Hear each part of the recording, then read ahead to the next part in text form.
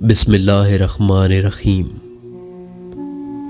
حضرت علی رضی اللہ تعالیٰ عنہ نے فرمایا، جس زبان سے جھوٹ نکلنا بند ہو جائے اس زبان سے نکلی ہوئی ہر دعا قبول ہو جاتی ہے۔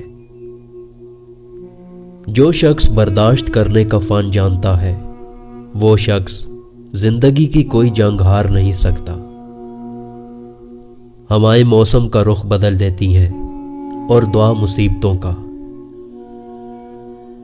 نبی کریم صلی اللہ علیہ وسلم نے فرمایا، سب سے بڑی زیادتی کسی مسلمان کو بے عزت کرنا ہے۔ حضرت علی رضی اللہ تعالیٰ عنہ نے فرمایا، جب کسی کو کسی سے رشتہ ختم کرنا ہو تو سب سے پہلے وہ اپنی زبان کی مٹھاس ختم کرتا ہے۔ مکڑی کے جالے سے بھی زیادہ کمزور ہیں یہ دنیا کے سہارے۔ اگر کسی کا آنسو تمہاری وجہ سے گر گیا تو روز محشر اس کے قرض دار بن جاؤ گے۔ اگر تم ایسی باتیں سنو جو تم کو ناگوار معلوم ہوتی ہیں تو یہ معلوم کرنے کی کوشش کرو کہ کہیں یہ صحیح تو نہیں ہے۔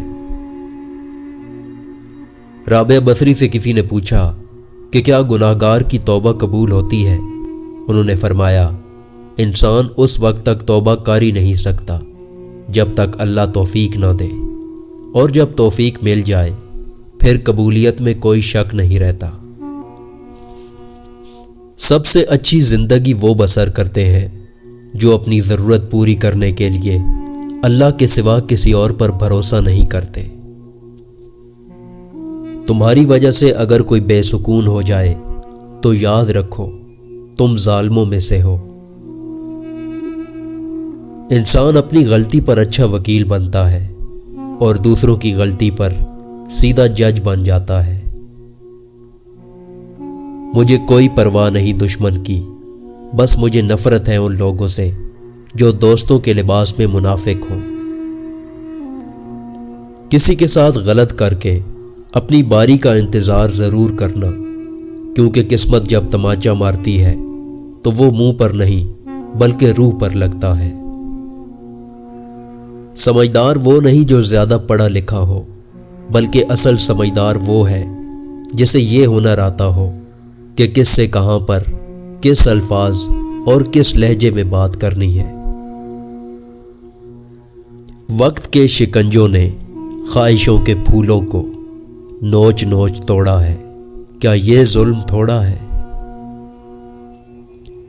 بات نیت کی ہوتی ہے، کوئی کعبہ سے بھی خالی ہاتھ لوٹتا ہے اور کوئی گھر بیٹھے رب کو پا لیتا ہے۔ منایا ان کو جاتا ہے جو ناراض ہوں، جو مصروف اور بیزار ہوں ان سے دور چلے جانا ہی بہتر ہے۔ بے سکونی کی ایک وجہ یہ بھی ہے کہ انسان اپنی پریشانیوں کا ذکر اپنے رب کے بجائے نالائق لوگوں سے کرتا ہے۔ حضرت علی رضی اللہ تعالیٰ عنہ نے فرمایا، ہمیشہ سچے لوگوں سے دوستی رکھو، وہ اچھے دنوں میں سرمایہ اور برے دنوں میں محافظ ہوتے ہیں۔ لوگوں کی باتوں پر دھیان دینا چھوڑ دیں، عزت اور رزق اللہ دیتا ہے، لوگ نہیں۔ عورت کو کم عقل کا طعنہ دینے والے ان کی چند اداؤں پر ہی اپنی عقل کا توازن کھو بیٹھتے ہیں۔ لڑائی جھگڑے کے بعد عورت کی خاموشی کا مطلب مرد اس کے دل سے اتر گیا ہے، اور مرد خوش ہوتا ہے کہ عورت دب گئی اور اس کی جیت ہو گئی، جبکہ یہ اس کی ہار ہے کیونکہ وہ عورت کو ہار گیا ہے۔ اگر آپ لوگوں کو یہ یقین دلا دیں کہ آپ انہیں جج نہیں کریں گے تو وہ آپ کو ہر بات بتا دیں گے جو وہ سوچتے ہیں، کیونکہ عموماً دوسرے لوگ نیگیٹو ججمنٹ کی وجہ سے باتیں چھپاتے ہیں۔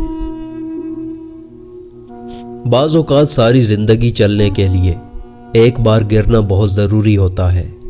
اگر ہمارے ساتھ بھی کوئی حادثہ ہو گیا ہو، ہمارے وجود پر کوئی ضرب لگ چکی ہو، تو کیوں نہ ہم اپنے ٹوٹے ہوئے وجود سے خیر پھیلانے کا ذریعہ بنے۔ ہم درد کے درد سے آشنا ہو چکے تو کیوں نہ اللہ کے بندوں کا درد محسوس کریں۔ کسی کے لیے تکلیف کا باعث ہم کبھی نہ بنے۔ اپنی ساری محرومیوں سے نکل کر مثبت سوچیں اور پانی کی طرح آگے بڑھیں اور انسانیت کو سیراب کریں، کیونکہ محروم وہی ہوتا ہے جو محرومیوں کو پسند کرتا ہے۔ گناہ میں لذت ضرور ہے مگر سکون نہیں۔ گناہ کا موقع نہ ملنا بھی اللہ کی نعمتوں میں سے ایک نعمت ہے۔ جھوٹ جب بھی کسی دو لوگوں کے درمیان آتا ہے تو ان کے رشتے کو زنگ آلود کر دیتا ہے۔